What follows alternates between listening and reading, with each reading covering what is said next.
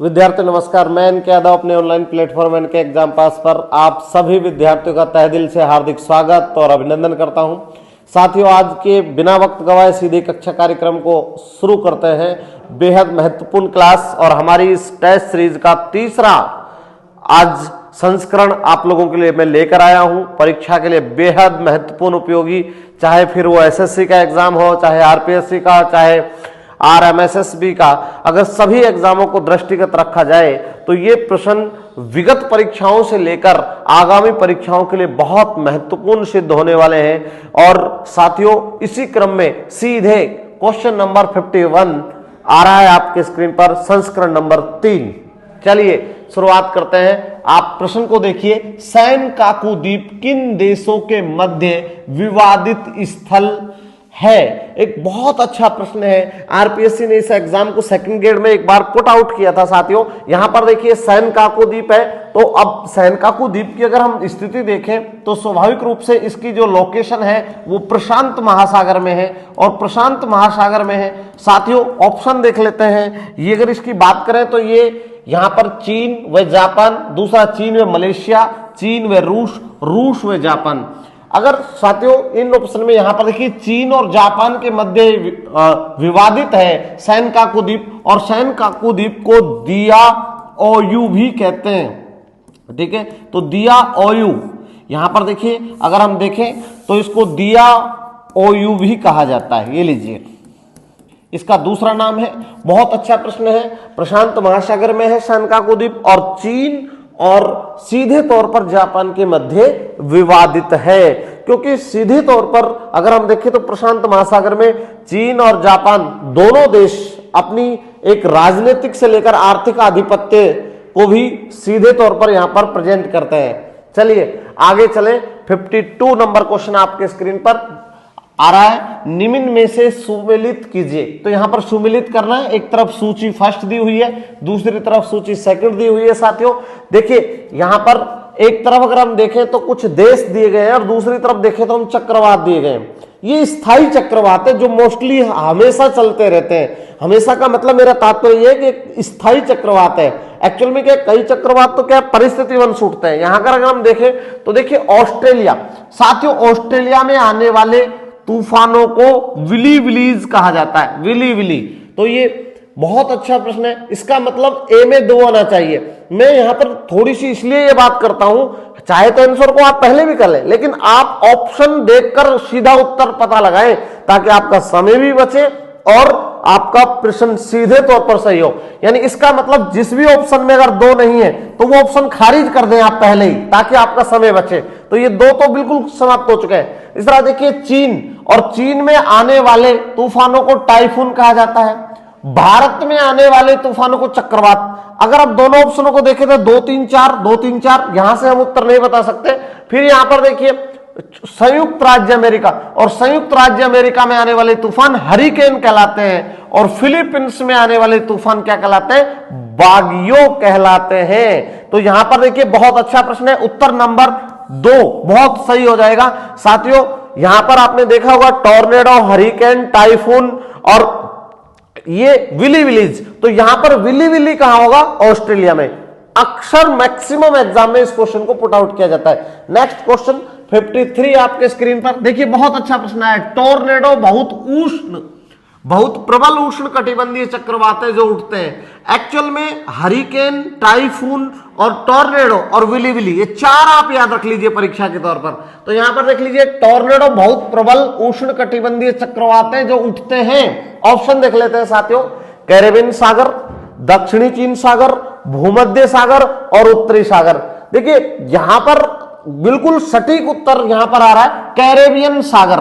अगर हम कैरेबियन सागर की बात करें तो यहां पर आप देखिए ये मध्य अमेरिका वाला भाग है, और मध्य अमेरिका के यहां पर मैक्सिको की खाड़ी है। ये मैक्सिको की खाड़ी आप सब जानते हैं, दुनिया की सबसे बड़ी खाड़ी है मैक्सिको की खाड़ी, और मैक्सिको की खाड़ी के इधर हमारा सागर है कैरेबियन सागर। और कैरेबियन सागर जिस महासागर के अंतर्गत आता है उस महासागर का नाम है अटलांटिक महासागर। राइट, तो यहां पर जो आपका टॉर्नेडो उष्णकटिबंधीय तूफान है वो किस सागर में उठते हैं? कैरेबियन सागर में उठते हैं। बहुत अच्छा प्रश्न है साथियों। चलिए आगे बढ़ रहे हैं। यहां पर क्वेश्चन नंबर 54, इटली में रक्त वर्षा कराने वाली गर्म पवने कौन सी है? एक्चुअल में आपको ऐसा लग रहा होगा कि सर रक्त वर्षा भी होती है क्या? विल्ड विंड्स किसके नाम से जाना जाता है? रक्त वर्षा, परीक्षा में दो प्रश्न आते हैं, एक आता है डॉक्टर पवने, तो क्योंकि ये भी बहुत ज्यादा पूछा जाता है, डॉक्टर पवने किन्हें कहा जाता है? तो हरमट्टन की पवनों को डॉक्टर पवने कहा जाता है। हरमट्टन की पवने क्या कहलाती है? डॉक्टर पवने कहलाती है। दूसरा प्रश्न जो आपके सामने आया है वो यहां पर एक प्रश्न है रक्त वर्षा, तो रक्त वर्षा ऑप्शन देख लेते हैं, हरमट्टन, गिबली, सिराको, शिमुम। राइट आंसर इसका क्या हो जाएगा? सिराको इसका राइट आंसर हो जाएगा। सिराको एक्चुअल में होता क्या है, अफ्रीका में एक मरुस्थल है, दुनिया का सबसे बड़ा मरुस्थल है सहारा का मरुस्थल, और इस सहारा के मरुस्थल से विभिन्न क्षेत्रों में पवनें चलती हैं इस प्रकार से। ऊपर अगर यूरोप की बात करें तो यहां पर भूमध्य सागर है, और भूमध्य सागर के ऊपर यहां पर इधर लगता हुआ इटली है, यहां से ये पवन चलती है, कहां से? सहारा के मरुस्थल से, और भूमध्य सागर से वो क्या करती है? नमी ग्रहण कर लेती है, धूल भरी आंधियां चलती है, गर्म नमी ग्रहण करने के बाद इटली के एड्रियाटिक तट पर क्या कराती है? बारिश कराती है। और ऐसा लगता है कि जब उस धूल के कणों के साथ में जब आर्द्रता आती है, नीचे बारिश होती है, तो ऐसा लगता है जैसे रक्त की क्या हो रही हो? वर्षा हो रही हो। तो सिराको पवनों को क्या कहा जाता है? इटली में रक्त वर्षा कराने वाली पवने कहा जाता है। चलिए साथियों, नेक्स्ट क्वेश्चन आपकी स्क्रीन पर 55, किस महासागर को विनिसिगन ओशियन अर्थात छिपा हुआ महासागर कहा जाता है? क्या होता है? ऑप्शन देख लेते हैं, अटलांटिक महासागर, इसको तो हम पहले भी कह चुके हैं कि इसको कहते हैं अंध महासागर या काला महासागर, इसको कहते हैं। आर्कटिक महासागर को हम एक और नाम से जानते हैं, उत्तरी ध्रुव महासागर, उत्तरी ध्रुव महासागर कह सकते हैं, नॉर्थ पोलर ओशियन। फिर इसे हम कहते हैं प्रशांत महासागर को पैसिफिक ओशियन, और इसे हम आप जानते ही हैं इंडियन ओशियन के नाम से जाना जाता है। अब आपको हम पहले भी बता चुके, दुनिया का सबसे बड़ा महासागर प्रशांत, दुनिया का सबसे गहरा महासागर प्रशांत, दुनिया का दूसरा बड़ा महासागर अटलांटिक, दुनिया का तीसरा हिंद, और सबसे छोटा महासागर आर्कटिक है। लेकिन यहां अगर प्रश्न की बात करें तो विनिसिंग छुपा हुआ महासागर, एक्चुअल में इसका राइट आंसर उत्तरी ध्रुव महासागर हो जाएगा। तो राइट आंसर क्या हो जाएगा? उत्तरी ध्रुव महासागर। ये चूंकि उत्तरी ध्रुवीय क्षेत्र में है साथियों, कई बार क्या होता है, बर्फ जम जाती है, बर्फ जम जाती है, और बर्फ जम जाती है, छिपा हुआ महासागर माना जाता है। और इसी के अंदर अगर हम बात करें तो इसके अंदर कुछ सागर और है, इसके अंदर श्वेत सागर, लेप्टेव सागर, लेप्टेव सागर, तो कुछ सागर हैं जो आर्कटिक महासागर के अंतर्गत आते हैं। तो राइट आंसर क्या हो जाएगा? आर्कटिक महासागर। नेक्स्ट क्वेश्चन आपके स्क्रीन पर, क्वेश्चन नंबर 56, समतल चोटी वाली समुद्री पहाड़ी को कहते हैं? एक्चुअल में क्या होता है, यहां पर अगर हम देखें तो ये हमारा स्थल है, और यहां पर अगर हम देखें ये समुद्र है।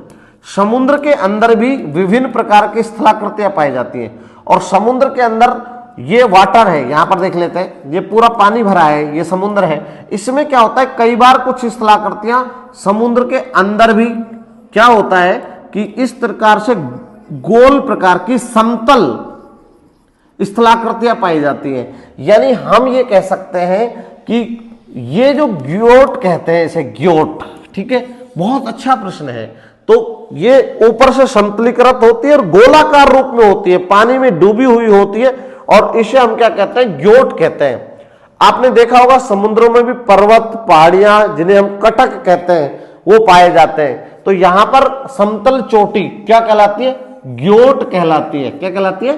ग्योट। बहुत अच्छा प्रश्न है साथियों, ये इंपॉर्टेंट क्वेश्चन है।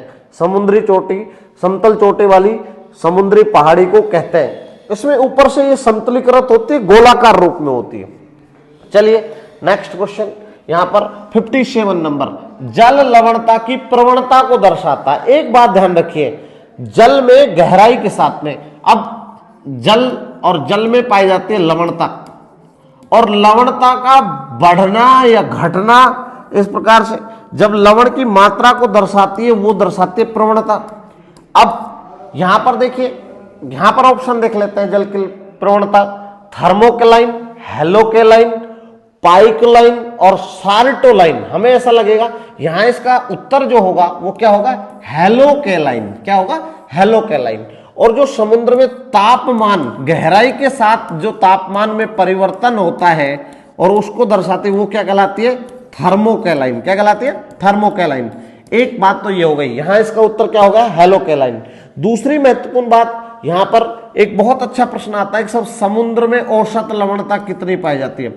समुद्रों में औसत लवणता, तो समुद्रों में औसत लवणता कितनी पाई जाती है, 35 ग्राम प्रति हजार। यस, तो बहुत अच्छा प्रश्न है। आगे बढ़ रहे हैं, नेक्स्ट क्वेश्चन आपके स्क्रीन पर आ रहा है 58। विक्टोरिया जलप्रपात किस नदी से संबंधित है। इस लाइन को देखिए, विक्टोरिया जलप्रपात। साथियों, हम पहले भी आपको पहले संस्करण में आप बता चुके हैं कि दुनिया का सबसे ऊंचा जलप्रपात एंजिल्स है, भारत का सबसे ऊंचा जलप्रपात जो गरशोप्पा है। यहां पर देखिए विक्टोरिया जलप्रपात किस नदी से संबंधित है। पहली बात तो विक्टोरिया जलप्रपात जिस देश में, जिस महाद्वीप में है, सॉरी, वो कौन सा है, अफ्रीका। और जिन दो देशों के बीच है वो देश एक जाम्बिया है और एक जिम्बाब्वे है। यहां एक नदी बहती है, ये नदी, इस नदी का नाम है जाम्बेजी, और जाम्बेजी नदी अफ्रीका के अंदर बहती है। इस नदी के ऊपर ये जलप्रपात है और इस जलप्रपात का नाम क्या है, विक्टोरिया। तो इसका राइट आंसर क्या हो जाएगा, जाम्बेजी नदी। तो जाम्बेजी नदी पर अफ्रीका का सबसे बड़ा, ये अफ्रीका का क्या है, सबसे बड़ा जलप्रपात, ये लीजिए, सबसे बड़ा जलप्रपात। तो बहुत अच्छा प्रश्न है साथियों, इंपॉर्टेंट क्वेश्चन है, सबसे बड़ा जलप्रपात है। नेक्स्ट क्वेश्चन आपके स्क्रीन पर आ रहा है, यहां पर 59। विश्व का सबसे ठंडा स्थान है, आपको बताना है कि दुनिया का सबसे ठंडा स्थान है। देखिए, दो तीन चीजें आपको ध्यान रखनी है, एक होता है ठंडा, एक होता है गर्म, ठीक है, एक होता है शुष्क और एक होता है आर्द्र। ये तीनों बातें अलग अलग है। पहले प्रश्न को देख लेते हैं, फिर इन बिंदुओं पर बात करेंगे। अगर हम देखें, चारों जो प्लेसेस हैं वो अलग है। विश्व का सबसे ठंडा स्थान पूछ रहा है, तो हेलीफेम्स, बरखोयांसक, सियाचिन और शिकागो। यहां पर राइट आंसर क्या हो जाएगा, बरखोयांसक। ठीक है, साइबेरिया के क्षेत्र के अंदर बरखोयांसक आता है। और बहुत अच्छा प्रश्न है, विश्व का सबसे ठंडा स्थान है, तो ये तो ठंडा तो हो ही गया, बरखोयांसक। अब आती है गर्म, कि सब विश्व का सबसे गर्म स्थान कौन सा है, ये बड़ा इंपॉर्टेंट है। तो विश्व का सबसे गर्म स्थान है अल अजीजिहा। ठीक है, कौन सा है, अल अजीजिहा। 58 डिग्री सेल्सियस तापमान यहां पर पाया जाता है। अब आती है विश्व का सबसे आर्द्र स्थान कौन सा है, तो जहां पर बारिश ज्यादा होती है वहां पर आर्द्र, मोसिनराम। अब आती है विश्व का सबसे शुष्क स्थान कौन सा है, तो अरिका ओब्लिक इकिका। ठीक है, ये यहां पर, ये दुनिया का अटाकामा मरुस्थल में है, अरिका ओब्लिक इकिका। तो दक्षिण अमेरिका महाद्वीप में वो दुनिया का सबसे क्या है, शुष्क स्थान है। तो चारों प्रश्न मैंने आपको क्लियर करा दिए। ठीक है, बहुत इंपॉर्टेंट है, अच्छा प्रश्न है, विश्व का सबसे ठंडा स्थान। नेक्स्ट क्वेश्चन आपके स्क्रीन पर 60 नंबर आ रहा है। निम्नलिखित पर्वत श्रेणियों को उत्तर से दक्षिण क्रम में व्यवस्थित कीजिए। आपको बताना है कि यहां पर देखिए, आपको बहुत अच्छा प्रश्न है, सरल प्रश्न भी है। अगर हम हिमालय की बात करें तो हिमालय के सबसे पहला पार्ट आता है ट्रांस हिमालय, और ट्रांस हिमालय में पहली है लद्दाख, दूसरी है यहां पर जास्कर, और तीसरी यहां पर जो आती है वो कौन सी आती है, पीर पंजाल। तो यहां पर अगर हम देखें 2 4, मतलब जिसमें 2 4 नहीं है उस ऑप्शन को तो घटा दीजिए आप, क्योंकि इसमें आप देखिए 4 भी दिया हुआ है। तो यहां पर राइट आंसर क्या हो जाएगा, सबसे पहले नंबर पर आएगी लद्दाख। ठीक है, अब 2 4 2 4 दोनों में आ गया, फिर आपकी आएगी पीर पंजाल, इसका मतलब 3 आना चाहिए। तो राइट आंसर क्या हो जाएगा, सी राइट आंसर हो जाएगा। 2 4 3 1, यानी सबसे पहले आपकी कौन सी आएगी, लद्दाख, फिर आएगी जास्कर, फिर पीर पंजाल और फिर धौलाधर। यहां पर आपको नॉर्थ टू साउथ, उत्तर से दक्षिण क्रम लगाना है, उत्तर से दक्षिण में। ठीक है, नॉर्थ टू साउथ, पहले आपकी कौन सी, लद्दाख, फिर आपकी जास्कर, फिर पीर पंजाल और फिर आपकी धौलाधर आ जाएगी। तो ये आपका बहुत अच्छा प्रश्न है। एक चीज और आपको नोट यहां पर ध्यान रखनी है कि सर जो लद्दाख और जास्कर पर्वत श्रेणी है ये दोनों ट्रांस हिमालय की है, पीर पंजाल लघु हिमालय की होगी। ठीक है, चलिए नेक्स्ट क्वेश्चन आपके स्क्रीन पर आ रहा है। क्वेश्चन नंबर 61, ट्रांस हिमालय भाग है। देखिए हमने कहा हिमालय के 4 पार्ट होते हैं, तो हिमालय के 4 पार्ट में पहला पार्ट है ट्रांस, ट्रांस के नीचे आएगा महान, महान के नीचे आएगा लघु, और लघु के नीचे कौन है, शिवालिक। ये लीजिए, तो दक्षिण, ये नॉर्थ से लेकर और दक्षिण तक का जो ये सीक्वेंस है इस प्रकार से। अब वो आपसे कह रहा है अगर हम तीनों की बात करें इनकी, तो यहां पर आप थोड़ा सा ध्यान दीजिए, अगर हम इन तीनों की बात करें तो ये भाग हैं किसके, तेथिस सागर के। किसके हैं, तेथिस सागर के भाग हैं। और जो ट्रांस हिमालय भाग है ये भाग है अंगारा लैंड का, अंगारा लैंड का। तो ये तो इस प्रश्न का उत्तर हो गया, सब किसका भाग है, अंगारा लैंड का, राइट। दूसरी बात, ट्रांस हिमालय के उपनाम क्या क्या है, उपनाम। तो ट्रांस हिमालय को कई नामों से जाना जाता है, परा हिमालय, तिब्बत हिमालय, ठीक है, तिब्बत हिमालय, परा हिमालय, ये ट्रांस हिमालय के नाम है। और ट्रांस हिमालय किसका भाग है, अंगारा लैंड का। महान, लघु और शिवालिक किसका भाग है, तेथिस सागर के। चलिए नेक्स्ट क्वेश्चन आपके स्क्रीन पर 62 नंबर, जो देश चारागाहों का स्वर्ग कहलाता है। ये बहुत अच्छा प्रश्न है साथियों, आपको बताना होगा कि चारागाहों का स्वर्ग किस देश को कहते हैं। ऑप्शन देख लीजिए, यूएसए, ऑस्ट्रेलिया, तो यहां पर तीसरे नंबर पर न्यूजीलैंड है, और अगर हम बात करें चौथे नंबर पर तो नीदरलैंड। यहां पर चारागाहों का स्वर्ग कौन कहलाएगा, न्यूजीलैंड। तो राइट आंसर हो जाएगा न्यूजीलैंड। चलिए सिंपल सा क्वेश्चन है, न्यूजीलैंड आप जानते हैं उत्तर द्वीप और दक्षिणी द्वीप पर बसा है, ठीक है। और क्वेश्चन नंबर 63 आपके स्क्रीन पर आ रहा है, किस नदी में विश्व का सबसे बड़ा नदीय द्वीप है। तो मैं पहले भी इसकी चर्चा आपसे कर चुका हूं। देखिए ब्रह्मपुत्र, अमेजन, नील और सिंधु, तो इसका राइट आंसर हो जाएगा ब्रह्मपुत्र। ब्रह्मपुत्र नदी में एक द्वीप है जिस द्वीप का नाम है माजुली द्वीप, और माजुली द्वीप जिस राज्य में है वो राज्य असम है, और वो कहां पर है, तो वो भारत में। तो एक बहुत बड़ा प्रश्न है, दुनिया का सबसे बड़ा द्वीप कौन सा है, ग्रीनलैंड। ग्रीनलैंड क्या है, विश्व का सबसे बड़ा द्वीप। ये लीजिए, सबसे बड़ा द्वीप। और अब आपके पास दूसरा क्वेश्चन आया सर कि विश्व का सबसे बड़ा नदीय द्वीप कौन सा है, तो माजुली है, असम में है, ब्रह्मपुत्र नदी पर है, तो कहीं कोई संशय ही नहीं होना चाहिए। दुनिया की सबसे लंबी नदी नील, दुनिया की सबसे बड़ी नदी अमेजन, भारत से गुजरने वाली सबसे लंबी नदी ब्रह्मपुत्र, भारत की सबसे बड़ी नदी गंगा, भारत की सबसे लंबी नदी भी गंगा। चलिए राइट आंसर ए आ जाएगा, माजुली है। ब्रह्मपुत्र नदी को सांगपो के नाम से भी जाना जाता है। चलिए नेक्स्ट क्वेश्चन नंबर आपकी स्क्रीन पर 64 आ रहा है, ईस्टर्नली एंड लिंग्विस्टन जलप्रपात किस नदी पर स्थित है। पहले इनको देखिए सर, ये है क्या, तो ये जलप्रपात है, किस नदी पर स्थित है। तो देखिए यहां पर एक महाद्वीप है, ये वाला महाद्वीप याद होगा आपको, ये अफ्रीका महाद्वीप है। और इस अफ्रीका महाद्वीप की बात करूं तो इसमें से रेखा गुजर रही है 0 डिग्री, यहां से एक नदी निकलती है, जो इस नदी का नाम है कांगो। क्या है, तो ये 0 डिग्री रेखा है, इस नदी का नाम है कांगो। इस कांगो नदी को जायरे भी कहा जाता है। आप जानते हैं विश्व की एकमात्र नदी जो भूमध्य रेखा को 2 बार काट रही है। इस नदी के ऊपर 2 जलप्रपात बने हुए हैं, और उन जलप्रपातों का नाम ही ईस्टर्नली और लिंग्विस्टन है। एक्चुअल में साथियों अफ्रीका महाद्वीप की खोज हेनरी ईस्टर्नली और डेविड लिंग्विस्टन ने की थी, उसी के नाम पर ये जलप्रपात है। तो ऑप्शन ए राइट आंसर है, कांगो या जायरे। बहुत अच्छा प्रश्न है, इंपॉर्टेंट प्रश्न भी है।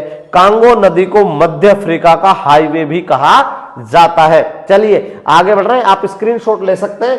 क्वेश्चन नंबर 65 आपकी स्क्रीन पर, निम्न में से सबसे कम जनघनत्व वाला महाद्वीप कौन सा है। देखिए अच्छा प्रश्न पूछा है उसने, सबसे कम जनघनत्व वाला महाद्वीप, उत्तर अमेरिका, दक्षिण अमेरिका, यूरोप और ओशेनिया। आप में से कई बच्चे भ्रमित हो रहे होंगे कि सर यहां पर एक नया नाम ओशेनिया।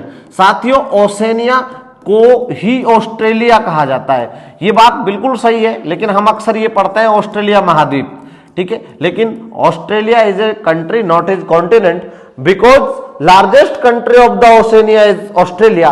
तो so also called is Australia continent. हम क्या होता है कि ओशनिया महाद्वीप का सबसे बड़ा देश ऑस्ट्रेलिया है, इसलिए हम इसे ऑस्ट्रेलिया महाद्वीप कह देते हैं। हालांकि ऑस्ट्रेलिया एक देश है, महाद्वीप नहीं है। इस बात को आप विशेष तौर पर ध्यान रखें, ये बहुत बहुत इंपॉर्टेंट बात है। दूसरी महत्वपूर्ण बात कि आप जब भी आपसे पूछे कि दुनिया का सबसे छोटा महाद्वीप कौन सा है, तो ओशनिया उत्तर दें, ऑस्ट्रेलिया नहीं।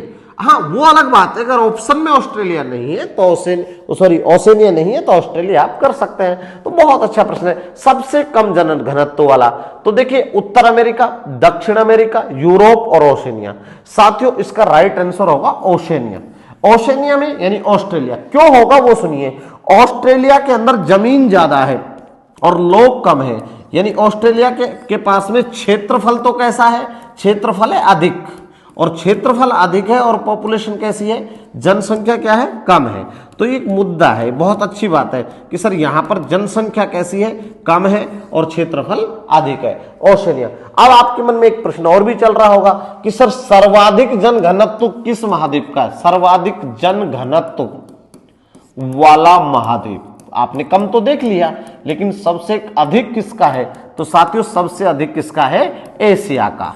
ठीक है, एशिया महाद्वीप दुनिया में सर्वाधिक जनसंख्या भी रखता है, सर्वाधिक जन घनत्व भी रखता है। तो अच्छा प्रश्न है ये। चलिए स्क्रीनशॉट ले ले, आगे बढ़ेंगे फिर नेक्स्ट। हाँ, एक बात और यहां पर चलते चलते याद रखिए, यूरोप महाद्वीप की जनसंख्या के कई भाग ऐसे हैं यूरोप के जहां जनसंख्या घट रही है। ठीक है, ये एक बड़ा मुद्दा है, बहुत अच्छी बात है। ठीक है, चलिए नेक्स्ट। इस समय देखें तो 66, और आपको ये भी पता है भारत अब दुनिया का सर्वाधिक जनसंख्या वाला राष्ट्र बन गया है न्यू रिपोर्ट के अनुसार। ठीक है, तो यूएनओ का जो जो यूएनओ का जनसंख्या का जो डेटा आया है उसमें सीधे तौर पर यह कहा गया है कि भारत अब दुनिया का सर्वाधिक जनसंख्या वाला राष्ट्र बन गया है। हमने चीन को पीछे हटा दिया है, पिछाड़ दिया है इस मामले में। चलिए, विश्व में सर्वाधिक जन घनत्व वाला देश कौन सा है, बहुत अच्छा प्रश्न पूछा है। देश पूछ लिया तो यहां पर देखिए चीन, भारत, मकाऊ और नाइजर। तो यहां राइट आंसर क्या हो जाएगा, मकाऊ। देखिए मकाऊ यहां पर सर्वाधिक, मकाऊ भी लिख देते हैं कई बार, सर्वाधिक दुनिया में सर्वाधिक जन घनत्व यही रखता है। अब सबसे कम की बात भी आ सकती है कि सबसे कम जन घनत्व किसका है, तो सबसे कम जन घनत्व किसका है, ग्रीनलैंड का न्यूनतम जन घनत्व है। कई लोग सोच रहे होंगे कि जन घनत्व क्या होता है, 1 वर्ग किलोमीटर में रहने वाले लोगों की संख्या क्या कहलाती है, पॉपुलेशन डेंसिटी कहलाती है। चलिए नेक्स्ट क्वेश्चन आपके स्क्रीन पर आ रहा है साथियों, क्वेश्चन नंबर 67। विश्व की सबसे बड़ी पोतवाहक नहर। अब पोतवाहक नहर का मतलब जाने, पोत का मतलब तो जानते हैं जहाज, वाहक का मतलब ले जाने वाली, नहर कौन सी है, तो देखिए कील नहर, बाल्टी से कील उतरी, हमने सूत्र बताया था आपको, बाल्टिक सागर को किससे जोड़ती है, उत्तरी सागर से। पनामा नहर उत्तर अमेरिका को दक्षिण अमेरिका से अलग करती है, लैंडलॉक नहर है, बहुत इंपॉर्टेंट है, इसमें लॉक लगा हुआ है। सू नहर, ये सू नहर तो अपने 5 झीलों में आती है, 5 महान झीलों में आती है। सुएज नहर, तो यहां राइट आंसर क्या हो जाएगा, सुएज नहर। ठीक है, तो सुएज नहर इसका, ये विश्व की सबसे बड़ी पोतवाहक नहर है। बहुत अच्छा प्रश्न है। नेक्स्ट क्वेश्चन आपके स्क्रीन पर, क्वेश्चन नंबर 68। उत्तरी सागर महाद्वीप की सबसे बड़ी पर्वत श्रृंखला कौन सी है, तो यहां पर ऑप्शन देख लेते हैं। उत्तरी अमेरिका महाद्वीप की पूछिए सर, आल्पस, तो आल्पस तो आएगी नहीं क्योंकि आल्पस कहां पर है, यूरोप में।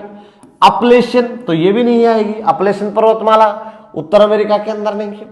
दूसरी अगर हम बात करें उत्तर अमेरिका के अपलेशन पर्वतमाला की बात करें तो उत्तर अमेरिका के में तो आती है, लेकिन अगर हम इसकी बात करें तो यूएसए के अंदर आती है। कहां पर आती है, यूएसए में। ठीक है, तीसरी अगर हम बात करें एंडीज पर्वतमाला, तो एंडीज पर्वतमाला कहां पर है, दक्षिण अमेरिका में। अब ये आती है रॉकीज दक्षिण अमेरिका, सॉरी उत्तर अमेरिका में। ठीक है, तो उत्तर अमेरिका ये लीजिए, उत्तर अमेरिका। तब आप कहेंगे कि सर यूएसए भी तो उत्तर अमेरिका में आता है, बिल्कुल आता है, लेकिन थोड़ा सा समझिए उस बात को। अपलेशन पर्वतमाला कैसी है, मैं उन दोनों सारे बिंदुओं पर बात कर लेता हूं आपसे। देखिए यहां पर मैं लिख भी देता हूं, इसका राइट आंसर तो रॉकीज है, लेकिन फिर भी यहां पर थोड़ा सा अपन डिस्कशन कर लेते हैं। विश्व की सबसे लंबी पर्वतमाला, देखिए एक प्रश्न तो बनता ही है, लंबी पर्वतमाला, ये लीजिए सर। तो विश्व की सबसे लंबी पर्वतमाला कौन सी होगी, एंडीज। कहां है सर, दक्षिण अमेरिका। आप सब जानते हैं इसकी सबसे ऊंची चोटी एकांगुआ। अब विश्व की सबसे ऊंची पर्वतमाला, ऊंची पर्वतमाला, तो इसका उत्तर भी आप सब जानते हैं, क्या आ जाएगा? हिमालय, राइट, हिमालय विश्व की सबसे ऊंची पर्वतमाला। दूसरा आता है विश्व की सबसे चौड़ी पर्वतमाला, चौड़ी पर्वतमाला। तो यहां पर अपने को ध्यान रखना है, चौड़ी पर्वतमाला पूछ रहा है, चौड़ी पर्वतमाला कौन सी है? तो चौड़ी पर्वतमाला कौन सी आ जाएगी? रोकी, रोकीज भी कहते हैं। ये कहां पर है सर? नॉर्थ अमेरिका में, नॉर्थ अमेरिका के अंदर आता है। विश्व की दूसरी सबसे लंबी पर्वतमाला भी रोकीज है, तो यहां राइट आंसर क्या हो जाएगा? रोकीज। अब बात आती है रोकीज, एंडीज और आल्पस। अगर इन तीनों मुद्दों को देखें, ये अगर ये तीनों देख लें अपन, यहां पर मैं थोड़ा सा कलर चेंज कर देता हूं ताकि आपको क्लियरली समझ में आ जाए। ये आल्पस, एंडीज और रॉकीज, ये तीनों नवीन पर्वतमाला है। और अपलेशन कैसी है? प्राचीन वलित पर्वतमाला है। ये अपलेशन, अपलेशन कैसी है? प्राचीन पर्वतमाला, प्राचीन, प्राचीन है। और किसके समकक्ष है? अरावली के समकक्ष, अरावली के समकक्ष है। ये लीजिए समकक्ष है। और रॉकीज, एंडीज और आल्पस कैसी है? नवीन वलित पर्वतमाला, हिमालय की तरह। थोड़ा सा आपको ध्यान रखना है। ये अपलेशियन कैसी है? प्राचीन वलित पर्वतमाला है, अरावली के समकक्ष है। तो विश्व की सबसे लंबी पर्वतमाला एंडीज, विश्व की सबसे ऊंची पर्वतमाला हिमालय, विश्व की सबसे चौड़ी पर्वतमाला रॉकीज, और अपलेशियन पर्वतमाला यूएसए में आती है, उत्तर अमेरिका के अंदर आती है। कोयले के लिए बड़ी प्रसिद्ध है साथियों। नेक्स्ट क्वेश्चन आपके स्क्रीन पर, बहुत अच्छा प्रश्न है। चलिए, दक्षिणी गोलार्ध में पछुआ पवनों की दिशा होती है। पहले हम आपको ये बता देते हैं कि स्थायी पवनें 3 प्रकार की होती हैं। वैसे एक चौथा प्रकार भी गौण प्रकार है, लेकिन यहां पर जब आपने इस प्रकार का चित्र बनाया तो यहां पर देखिए 0 डिग्री, 0 डिग्री से 5 डिग्री, 5 डिग्री साउथ और 5 डिग्री नॉर्थ तक का जो ये क्षेत्र आप बीच में देख रहे हैं, ये वाला क्षेत्र कहलाता है ITCZ, inter tropical convergence zone, अंतः उष्ण अभिसरण क्षेत्र। अब यहां पर देखिए एक रेखा ये है, एक ये है, ये वाला भाग, एक रेखा ये है और एक रेखा यहां पर ये है, ये लीजिए। तो यहां पर 30 डिग्री, यहां पर 35 डिग्री, यहां पर 60 डिग्री, यहां पर 65 डिग्री, और ऊपर का भाग नॉर्थ पोल आ जाता है और यहां पर आ जाता है साउथ पोल, ये लीजिए। तो वही 30, 35 और यहां पर 60 और 65, इन क्षेत्रों के बीच में जो चलती है पवन, यहां पर अगर हम बात करें इस क्षेत्र के अंदर, तो इसमें उत्तरी गोलार्ध में पछुआ पवनें ऐसे चलती हैं और दक्षिणी गोलार्ध में पछुआ पवनें ऐसे चलती हैं। यानी जब भी हमें दिशा ज्ञात करनी हो तो हम इस तरीके से नॉर्थ, साउथ, ईस्ट और वेस्ट ऐसे लिख लेंगे। अब उसने देखिए किस गोलार्ध में पूछे? उत्तरी गोलार्ध में। उत्तरी गोलार्ध में पवनों की दिशा देखिए, इसमें कौन सी चलेंगी? इसमें तो चलती है व्यापारिक पवनें, इसमें चलती है ध्रुवीय पवनें, और इसमें चलती है कैसी? पछुआ पवनें। तो यहां पर देखिए कि ये नॉर्थ है, ये साउथ है, ये ईस्ट है और ये क्या है? वेस्ट है। तो यहां पर अगर अपन थोड़ी सी बात देखें तो जब भी अपने को दिशा देखनी है तो इस प्रकार से देखेंगे। चलिए, नॉर्थ, साउथ, ईस्ट और वेस्ट। अब यहां पर अगर देखें तो ये ध्रुवीय पवनें हैं, यहाँ पर ये कौन सी पवनें? पछुआ पवनें हैं, ये व्यापारिक पवनें हैं, और व्यापारिक पवनें दक्षिणी गोलार्ध में इस प्रकार से चलेंगी। तो उत्तरी गोलार्ध में आप देखिए ये पवनें ऐसे चल रही है, तो इधर कैसे चलेगी? SW, यानी दक्षिण पश्चिम से किधर? उत्तर पूर्व, यानी NE। तो यहां ऑप्शन देख लेते हैं, उत्तर पूर्व से दक्षिण पश्चिम, उत्तर पश्चिम से दक्षिण पूर्व, दक्षिण पश्चिम से उत्तर पूर्व और दक्षिण पूर्व से उत्तर पश्चिम। तो बहुत अच्छा प्रश्न है, इसका राइट आंसर हो जाएगा यहां पर देखिए सी नंबर, दक्षिण पश्चिम से उत्तर पूर्व, ये राइट आंसर हो जाएगा। ठीक है, तो अच्छा प्रश्न है, इंपॉर्टेंट प्रश्न है, और इसको आप देखिए इस तरीके से समझ सकते हैं कि ITCZ क्षेत्र कहां से? 0 से 5 डिग्री नॉर्थ और 5 डिग्री साउथ, फिर 5 से लेकर 30 डिग्री तक का ये क्षेत्र उष्ण कटिबंधीय क्षेत्र है। ये वाला 35 से और 60 के बीच में शीतोष्ण, और 60 से 90 तक का कैसा है? शीत कटिबंध है। ठीक है, चलिए नेक्स्ट क्वेश्चन आपकी स्क्रीन पर आ रहा है, क्वेश्चन नंबर 70। बहुत अच्छा प्रश्न है। भारतीय अर्थव्यवस्था में जीडीपी में योगदान के आधार पर क्षेत्रों के अवरोही क्रम का चयन कीजिए। देखिए जीडीपी क्या होती है? ग्रॉस डोमेस्टिक प्रोडक्ट, एक देश की घरेलू सीमा में एक वित्तीय वर्ष में उत्पन्न सभी वस्तुओं का अंतिम उत्पाद और सेवाओं का, वस्तुओं से मेरा तात्पर्य सभी उत्पाद और सेवाओं का अंतिम मूल्य क्या कहलाता है? जीडीपी कहलाता है। और किसी भी देश की जीडीपी उसके विकास का घोतक होती है। साथियों यहां पर आप जब जानते हैं कि इस समय अगर हम देश में देखें तो 3 ऑप्शन देख लेते हैं, कृषि, विनिर्माण और सेवा क्षेत्र। मैं आपको पहले समझा देता हूं। एक क्षेत्र है जिसका नाम है कृषि और उस पर आधारित, इस क्षेत्र को हम कहते हैं प्राथमिक क्षेत्र। क्या कहते हैं? प्राथमिक। फिर एक होता है द्वितीयक क्षेत्र। साथियों द्वितीयक क्षेत्र को हम कहते हैं उद्योग। और तीसरा जो क्षेत्र होता है उसको हम कहते हैं सर्विस या सेवा क्षेत्र। क्या कहते हैं? सेवा क्षेत्र। ये लीजिए, ये होता है सेवा क्षेत्र। अब आपको करना क्या है यहां पर? देखिए सबसे पहले जब हमारा देश 1947 में आजाद हुआ उस समय सबसे ज्यादा योगदान किसका था? कृषि क्षेत्र का। लेकिन अगर हम बात करें देश की जीडीपी में, आज की डेट में बात करें तो सर्वाधिक योगदान सेवा क्षेत्र का है, लगभग 54%। दूसरे नंबर पर द्वितीयक क्षेत्र आता है लगभग 27% और लगभग 19% लमसम की स्थिति देख ले, मतलब मैंने एक आइडियोलॉजी लिखा है। अगर हम देखें तो लगभग कृषि का 19-20%, द्वितीयक क्षेत्र का 27% और सेवा क्षेत्र का लगभग 54%। तो अब उसने पूछा अवरोही क्रम कि देश की जीडीपी में सबसे ज्यादा योगदान किसका है, तो फिर उससे कम, फिर उससे कम, क्योंकि डिसेंडिंग ऑर्डर बताना है। तो यहां पर देख लीजिए पहले नंबर पर ये ऑप्शन तो आएगा ही नहीं, ये दोनों ऑप्शन तो बिल्कुल, क्योंकि सबसे पहले सेवा क्षेत्र का आना चाहिए। तो यहां भी विनिर्माण है तो ये भी नहीं आएगा। सीधा उत्तर होगा देश की जीडीपी में सबसे ज्यादा सेवा सेक्टर यानी तृतीयक क्षेत्र, सर्विस सेक्टर का सबसे ज्यादा योगदान है। उसके बाद विनिर्माण क्षेत्र यानी द्वितीयक क्षेत्र का योगदान आता है और सबसे कम किसका आता है? कृषि क्षेत्र का। लेकिन यहां पर आपको यह ध्यान रखना है कि सर्वाधिक रोजगार प्रदाता कौन सा क्षेत्र है? तो सर्वाधिक रोजगार प्रदाता कि रोजगार, तो आप जानते हैं कि भारत की लगभग 2/3 जनसंख्या आज भी कृषि का कार्य करती है। तो पहला यानी प्राथमिक क्षेत्र सबसे ज्यादा रोजगार देगा, कृषि क्षेत्र रोजगार देता है, इसलिए रोजगार प्रदाता क्षेत्र कौन सा है? तो वो प्राथमिक क्षेत्र। लेकिन जीडीपी में सबसे ज्यादा योगदान किसका होगा? सेवा क्षेत्र का। एक बात और ध्यान रखना है, सरकारी क्षेत्र में अगर हम बात करें तो सर्वाधिक रोजगार प्रदाता क्षेत्र कौन सा है सार्वजनिक क्षेत्र के रूप में? तो वो रेलवे है। तो रेलवे सबसे ज्यादा रोजगार प्रदाता है। नेक्स्ट क्वेश्चन नंबर 71, बहुत अच्छा प्रश्न।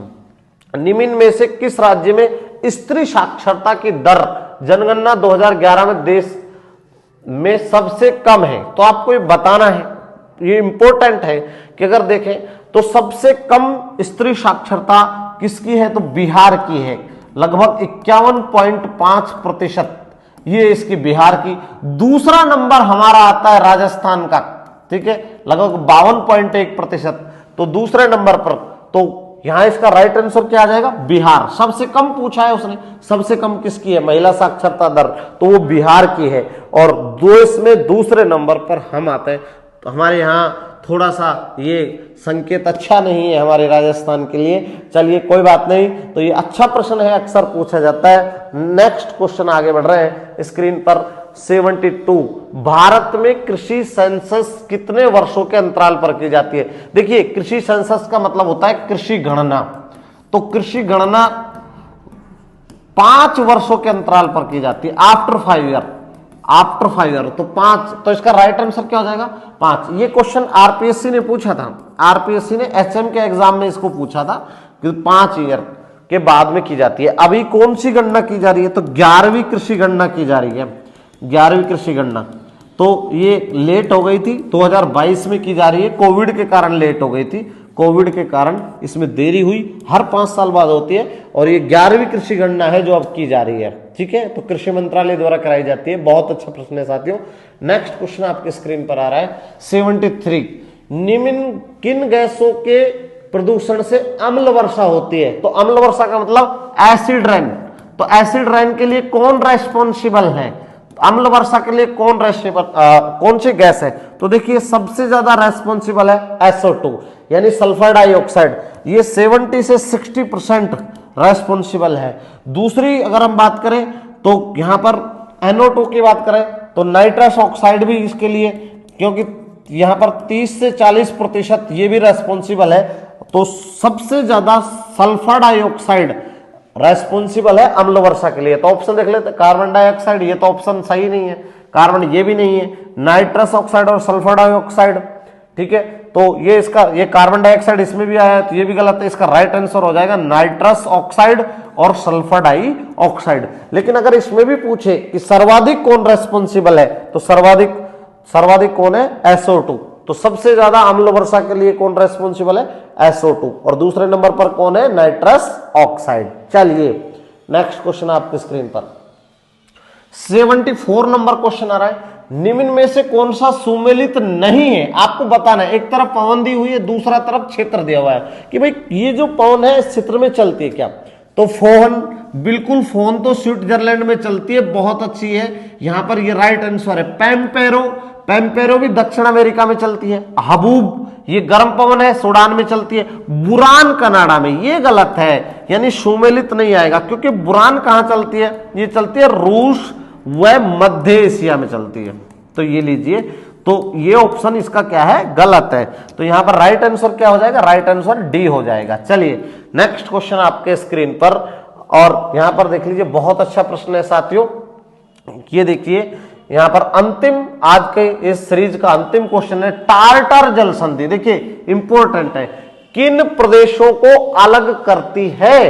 तो टार्टर जल संधि हम पहले भी आपको बता चुके हैं, दुनिया की सबसे चौड़ी जल संधि डेविस जल संधि, आप याद होगा आपको।